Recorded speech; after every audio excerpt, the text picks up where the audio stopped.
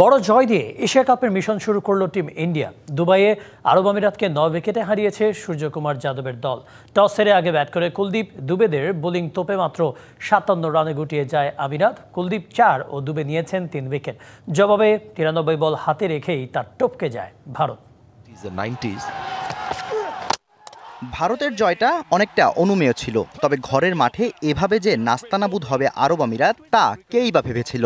উদ্বোধনী জুটিতে বিনা উইকেটে 26 রান তোলার পরও দলটা অল আউট হয়েছে মাত্র 57 রানে, যা টি-20 ফরম্যাটের এশিয়া কাপে দ্বিতীয় সর্বনিম্ন দলীয় স্কোর।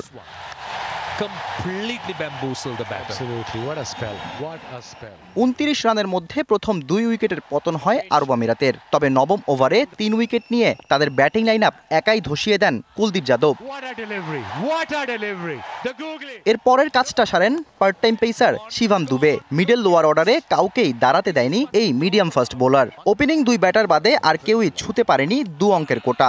57 রানে খতম মধ্যপ্রাচ্যের দেশটি। Well, they were hard to pick.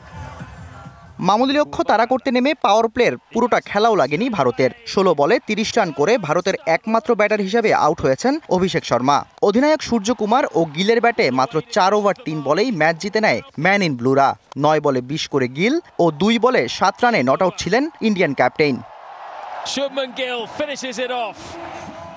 Shahriar Hossain, DBC news desk.